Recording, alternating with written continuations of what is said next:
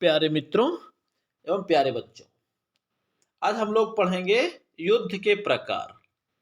ठीक है।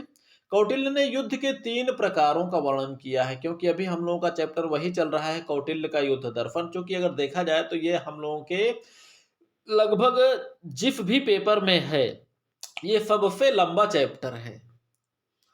चलिए, कौटिल्य ने युद्ध के 3 प्रकारों का वर्णन किया है। पहला नंबर धर्म युद्ध। धर्म युद्ध क्या है? भारत की पुरानी परंपरा जो धर्म युद्ध पे आधारित होती थी, नियम पूर्वक लड़ा जाने वाला युद्ध, ऐसा युद्ध जिसमें विजय एवं पराजय की चिंता न करते हुए केवल युद्ध के नियमों का पालन किया जाए, वो धर्म युद्ध कहलाता है। इसमें छल बल कपट जैसे युद्ध चाल एवं अग्नि विष आदि से युक्त हथियारों का प्रयोग वर्जित होता है। ठीक है। दूसरा नंबर जो होता है वो होता है कूट युद्ध, या इसे अधर्म युद्ध भी कहा जाता है। अब खास करके इसे जो है भारत पर विदेशी आक्रांताओं द्वारा अधिक से अधिक प्रयोग किया गया। ये होता क्या है कूट युद्ध? ऐसा युद्ध जिसमें किसी भी कीमत पर विजय मिल जाए। छल बल कपट धोखा आश्चर्यचकित करना, चाहे जितने भी अनैतिक कार्य हो, अनैतिक कार्य भी किया जाए, लेकिन विजय मिलना चाहिए किसी भी कार्य से। ठीक है, चाहे जैसे आक्रमण किया जाए। ठीक है, तो ये जो है होता है कूट युद्ध। उद्देश्य होता है किसी भी कीमत पर विजय प्राप्त करना। छल बल कपट से कोई मतलब नहीं, कुछ भी करिए। सामने से आक्रमण करने के बजाय पीछे से आक्रमण करिए, छल का प्रयोग करिए, कपट करिए, सब कुछ करिए। तो ये कूट युद्ध आता है। यानी शक्तिशाली शत्रु से अगर युद्ध लड़ना है तो कमजोर व्यक्ति को, कमजोर राज्य को अगर अपने शक्तिशाली दुश्मन से लड़ना है तो उसे कूट युद्ध ही विजय दिला सकती है। ठीक है। तीसरा होता है कौटिल्य ने जो कहा है वो होता है त्रिफण युद्ध। त्रिफण युद्ध में आता है अप्रत्यक्ष युद्ध, यानी सामने युद्ध के मैदान में से हट कर जो युद्ध किया जाए वो होता है त्रिफण युद्ध। त्रिफण युद्ध के अंतर्गत हम देख सकते हैं क्या हो सकता है। अप्रत्यक्ष या सामने से ना लड़ा जाने वाला युद्ध होता है। इसे जैविक एवं रासायनिक युद्ध भी लड़ा जा सकता है। शत्रु के जल स्रोतों में जहर मिलाना, शत्रु राजा को विष दे के मारना, राजा के रसोई भंडार के भोजन में जहर मिलवाना, शत्रु राजा या प्रभावशाली व्यक्तियों को मारने के लिए विष कन्याओं का प्रयोग करना, फसलों, अन्न गोदामों, हथियार भंडारों या आयुधागारों आदि को जलाना या नष्ट करना, शत्रु के महत्वपूर्ण व्यक्तियों एवं अधिकारियों को लालच देकर अपनी ओर मिलाना, शत्रु के राज्य में दंगा विद्रोह हड़ताल आदि कराना। यानी वे सभी उपाय इसमें अपनाए जाते हैं जो खास करके विजय के लिए महत्वपूर्ण भी होते हैं और शत्रु की लड़ने की क्षमता को समाप्त की जाती है। यहां तक कि जब महत्वपूर्ण व्यक्तियों की मृत्यु हो जाती है इस स्थिति में, तो युद्ध के परिणाम जो है अपने पक्ष में आने की संभावनाएं बढ़ जाती है।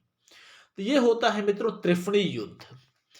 तो यहां पर हम देखेंगे कौटिल्य ने 3 प्रकार के जो युद्ध का वर्णन किया है, धर्म युद्ध, कूट युद्ध, त्रिफणी युद्ध। एक बार हम संक्षिप्त में इसको आपको बता देते हैं, मुझवानी आप लोग याद कर लीजिएगा। पहला नंबर धर्म युद्ध, ऐसा युद्ध जिसमें जो है नियमों का पालन किया जाए, यानी युद्ध के जो नियम बनाए जाएं, नियमों का अक्षरशः पालन किया जाए तो वो धर्म युद्ध होता है। नियमों का पालन करते करते चाहे विजय मिले या पराजय मिले, उसे स्वीकार करना ही धर्म युद्ध कहलाता है। ठीक है। तो इसमें नियमों को वरीयता दी जाती है, वो होता है धर्म युद्ध। दूसरा होता है कूट युद्ध या अधर्म युद्ध भी बोलते हैं इसको, तो जिसमें केवल विजय को वरीयता दी जाए वो होता है कूट युद्ध। छल बल कपट सबका प्रयोग किया जाए लेकिन विजय मिलना चाहिए। धर्म युद्ध में नियम टूटना नहीं चाहिए और अधर्म युद्ध में विजय मिलना चाहिए चाहे जैसे भी मिले।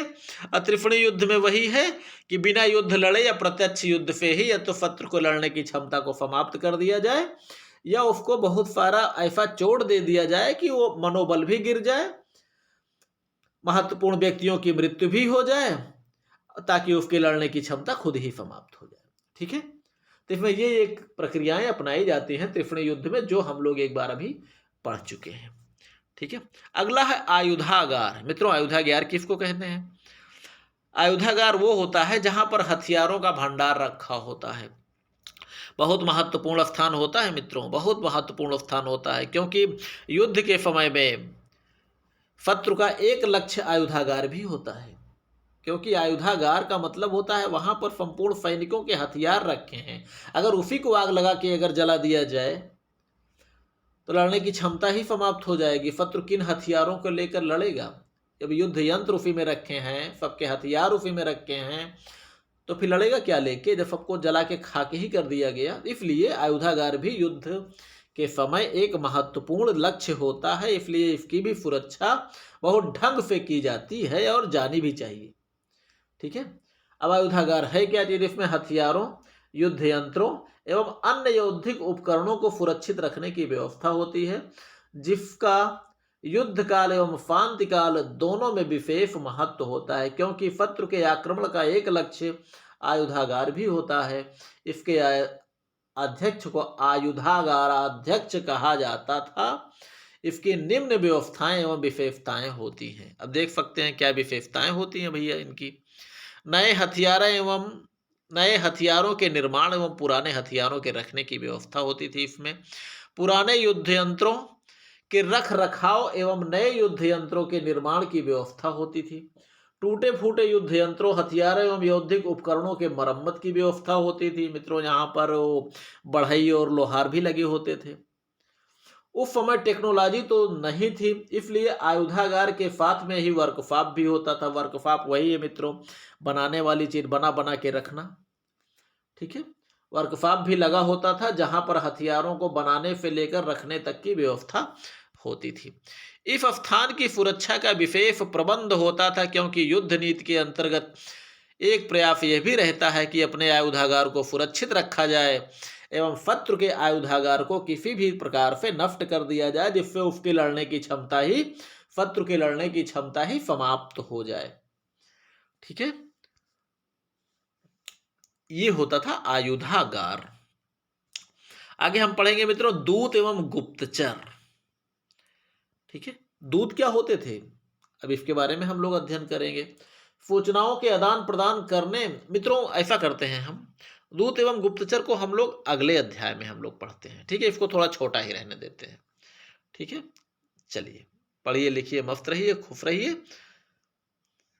बाकी मित्रों लाइक और सब्सक्राइब तो जरूर कर दिया कीजिए।